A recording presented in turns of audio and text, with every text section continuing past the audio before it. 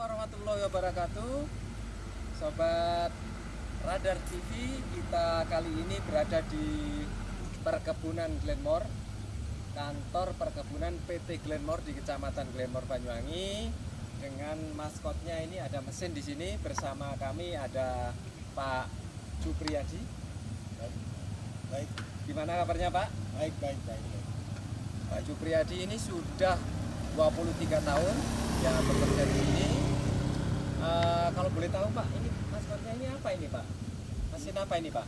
Ini daunnya sebelum di sini pakai turbin, jadi pakai penggerak ini. Penggerak ini namanya ketel. Ketel itu fungsinya air yang di dalam ketel ini dipanaskan dengan pembakaran kayu. Setelah itu menghasilkan uap. Uap dimanfaatkan memutar roda. Setelah roda ini berputar, dihubungkan dengan pipa yang ada di dalam pabrik untuk menggerakkan mesin produksi. Sumber listrik berarti Pak? Sumber listrik di sini sebelum ada generator. Sebelum generator. Ini Ya. produksi tahun berapa ini Pak? Ini produksinya kurang lebih tahun 11 sampai dipakai sampai tahun 27. Tahun 1911 sampai 1927. 1927. Setelah itu kita pakai turbin yang ada sekarang di dalam pabrik. Nanti bisa melihat. Karena ini posisinya dulu di dalam pabrik, sekarang dikeluarkan untuk maskotnya Glenmore. ini pindah ke sini berarti tahun berapa ini? 83. 1983. 1983 sudah lama sekali. Tapi ini tuh ini cukup terjaga ya. Ini masih masih bisa. Ini kita buka posisinya ini ada tempat apa ini Pak? Tempat naruh kayu. Oh, bakarnya di sini ya? Iya. Masih di sini. Kemudian uapnya mungkin ada indikatornya Ya, sudah hilang ininya. Iya. Kemudian ya berfungsi seperti kereta api zaman dulu, lokomotif zaman dulu ya. Jadi kalau musim liburan apa banyak yang foto-foto atau video Pak? Sebelum Covid di sini luar biasa turisnya. Asing ya? Terutama turis asing yang dulu-dulunya bahkannya yang bangun rumah. Jadi bapak bilang dari luar negeri, mana semua terjaga. Ya, baik pemirsa, ini sekilas memang masih terawat, terjaga, dicat dengan baik, dan ini menjadi sebuah tetenger atau landmark bagi PT Perkebunan Glenmore yang ada di Kecamatan Glenmore, Banyuwangi. Setelah ini kita lanjutkan perjalanan keliling Glenmore atau perkebunan Glenmore ini. Kita melihat ada apa saja di sana setelah yang berikut.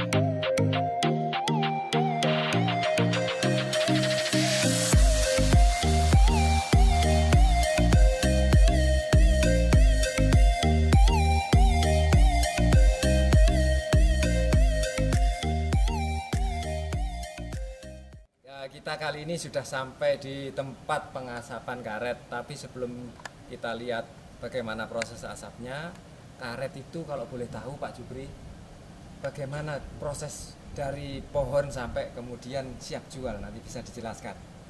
Baik, proses karet itu dari pohon sampai dengan produksi. Ya. Yang pertama itu kita ngangkut latek dari kebun. Dari kebun ya. Setelah itu masuk ke ruangan pengolahan latek. Nanti kami tunjukkan. Setelah di situ diadakan pembekuan, dicampur dengan bahan kimia. gunanya untuk digiling supaya tidak hancur. Setelah itu ditiriskan 2 jam baru masuk ke ruang pengasapan karet. Di ruang pengasapan karet tidak boleh, panasnya tidak boleh terlalu tinggi, maksimal 50 derajat Celcius. Kalau terlalu tinggi melepuh, sama dengan kulit kena air hangat. Nah itu prosesnya sampai selesai kurang lebih 24 jam kali 5, berarti 5 hari 5 malam dipanasi terus maksimal 50 derajat Celcius. Setelah dirasa lembaran karet sudah menjadi brown, itu masuk ke ruang sortasi. Di ruang sortasi diselektif, dicari nomor 1, 2, 3. Begitu, Kelasnya Pak. ya, kelas 1, Ya, kelas 1, kelas 3. RSS1, RSS2. RSS itu rubber smoke sheet. Oh iya. Rubber smoke sheet itu karet yang diasap. Asapkan. Gitu, Pak. Nah, setelah itu baru ditimbang sesuai permintaan internasional, itu setiap bal 113 kg. 113 kg. Kenapa kok enggak 100, kok ada 113? Karena bungkusnya itu nanti dilepas, tidak dihitung. Kurang lebih 2 bungkus, 2 kali pembungkusan itu 7 kali 2, 14. Jadi netonya di dalam 100 kilo. Setelah itu sampai di situ kalau karet. Karena kita bahan setengah jadi. Iya. Ya. Baik pemirsa Radar TV, ini prosesnya seperti itu, harus 113 layer ya bungkus, nanti netonya ketemu sekian. Ini ada banyak hal yang tidak kita ketahui. Ya, Mas. Buat pengapian boleh Mas ya? Nah, apinya di sini, kukusnya nang jero asap Mas ya. Jangan api Mas, di asap. Kalau yang rumah-rumah ini itu kan tinggi lah. Ini Mas iki wis mateng iki Mas. Iki sesuk diturunno, disortir. Masuk nomor 1, 2, 3 grid-grid. Itu sing ono kuningnya Mas ya. Belum matang sempurna. Oh iya. Yang sempurna gini. Hitam itu kayak hitam rata itu. Ya, gini. Ya. Sempurna itu.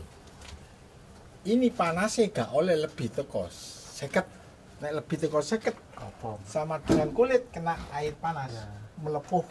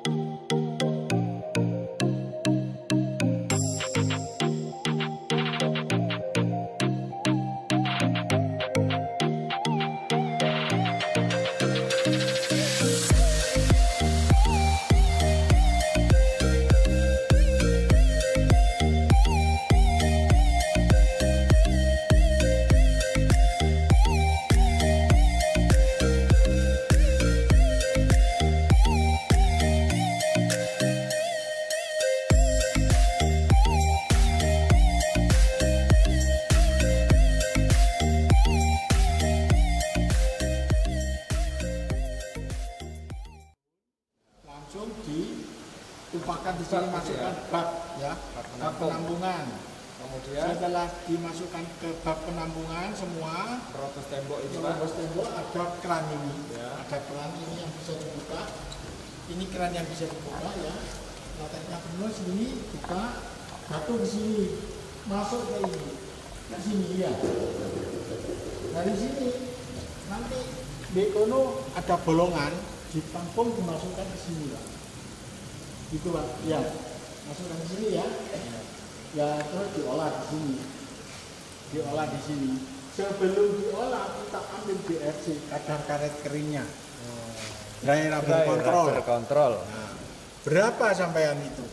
Kalau sampean itu stornya DRC-nya rendah, ditanyakan kenapa kok rendah? Hujan Pak, alasan penyadap.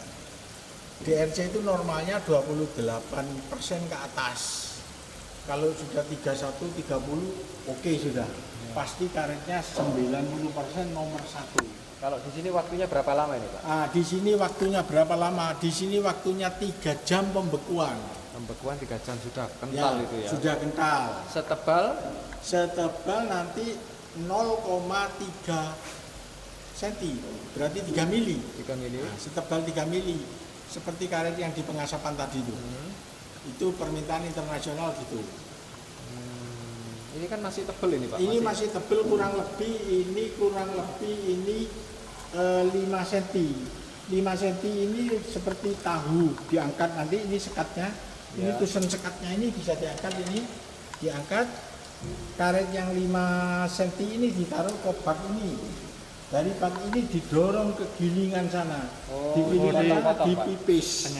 Dipenyet. Digiling ya. Keluar dari sana itu kurang lebih 5 mili. 5 mili diasap, mengkerut menjadi 3 mili. Itu yang diharapkan. Bukan nanti yang sudah terakhir 5 mili, tidak mau. Kemudian peruntukannya, Pak, setelah jadi nanti untuk apa ini? Kalau karet yang sudah jadi biasanya yang nomor 1 dikirim ke luar negeri. Kita cukup dikirim ke Malang. Malang nanti yang ya biasanya untuk ban mobil, ban traktor. Kalau yang nomor 1 biasanya untuk perangkat militer. Ceritanya begitu. Ban tank di Bananu. Apa namanya?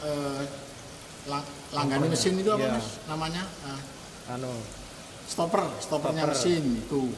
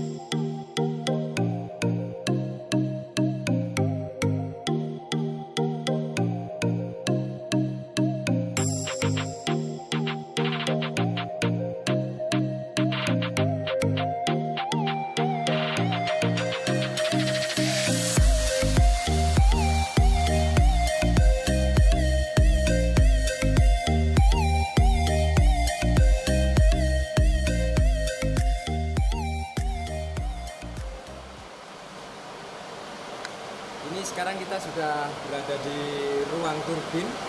Itu tempat mesin yang Ruston yang besar tadi jadi maskot. Itu awalnya tempatnya di sini. Ini ruangannya lumayan luas dengan ya, lumayan tinggi.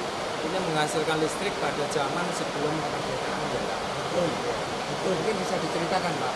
Ini sampai kapan terus fungsinya apa mau ditunjukkan itu yang banyak sekali ya, Pak. Bisa. Awalnya di sini pakai ketel yang ada di depan itu, Pak. Setelah tahun 28 kita berganti posisi pakai turbin, memanfaatkan air yang ada di sini. Nah, turbinnya bisa dilihat di bawah. PLTA ya berarti, Pak? PLTA, tenaga air. Itu dipakai sampai sekarang, turbinnya masih bagus, Menghasilkan listrik ya? menghasilkan listrik. Dengan adanya era kemajuan, PLN masuk desa, rumah karyawan dan pabrik juga diganti aliran listrik PLN. Sebelum itu rumah karyawan dan pabrik pakai turbin dengan kekuatan 60.000 watt. Generatornya ada di bawah. Setelah itu karena sudah pakai PLN, turbin difungsikan hanya untuk pengolahan, entah itu pengolahan karet, kopi, kakao. Mesin-mesinnya di belakang kami ini semua. Ini bangunan mulai zaman Belanda, dibangun mulai 1911. Kayunya bertahan sampai sekarang. Ya, saya kira gitu. Terima kasih Pak Jupri, ini tempatnya keren banget. Keren untuk ini karena pada masa itu sudah memikirkan energi yang mandiri. Dan ini menggunakan tenaga air sebelumnya pakai mesin ketel tadi. Tapi ini konsepnya sudah luar biasa. Tapi barangkali pertimbangan apa, ekonomi dan sebagainya, sekarang listrik lebih murah daripada dulu, akhirnya sekarang sudah tidak dibutuhkan. Tetapi sisa-sisa bekas ininya masih bisa kita temui, dan ini layak untuk dikunjungi. Mari ke sini, datang ke Glengor.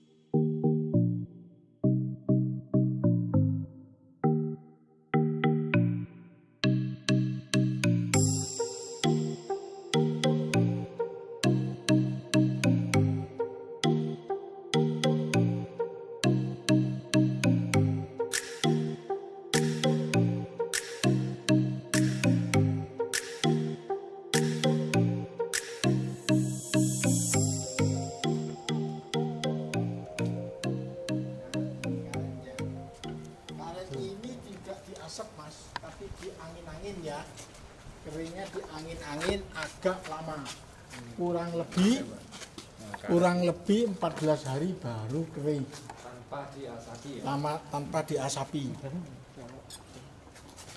tanpa diasapi. Ini yang namanya brown crab. Ini kualitas rendah brown crab. Kalau yang hitam itu karet yang latek yang jatuh ke tanah, di tanah diambil dengan orang, di store ke pabrik, digiling menjadi flakbat.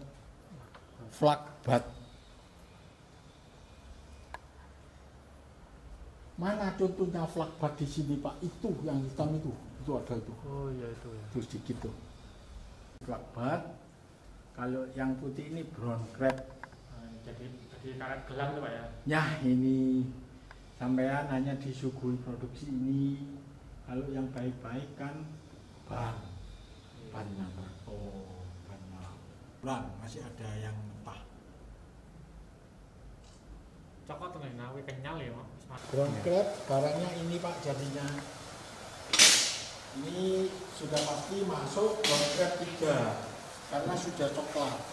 Ini sudah masuk brown crab 2, isi kuning. Brown crab 1-nya tidak ada, harus putih, betul-betul putih. Brown crab 1. Flakbatnya ini Pak jadinya. Ini flakbat. Ini flakbat. Latek dari pohon yang jatuh ke tanah dikumpulkan, disetor ke pabrik, gininya jadi ini. Di bawahnya ini namanya cutting, bawahnya ini potongan dari nomor 1, nomor 2, nomor 3. Ini cutting namanya. Wah, itu sandal Ya, ini cutting, kualitas cutting, potongan dari nomor 1, nomor 2, nomor 3 dibal. Tadi saya yang cerita 1 bal 113 kilo, termasuk bungkusnya. bungkusnya juga karet juga ya? Iya, kali nomor 1 ya bungkusnya nomor 1 Pak.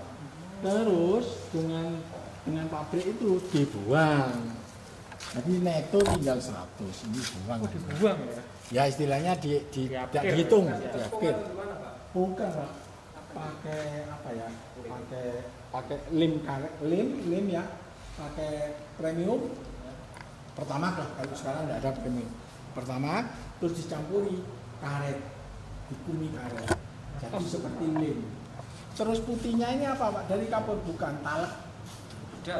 Ya, talek itu ada. Nah, ini Pak cuttingnya Pak, ini cutting press. Ini di press. Bukan pakai presnya begini. Ya. Ternyata ya begini kita terus. Oh, setelah di press, setelah dipacking, langsung diturunkan, dijepit lagi sehari semalam. Setelah itu dibungkus.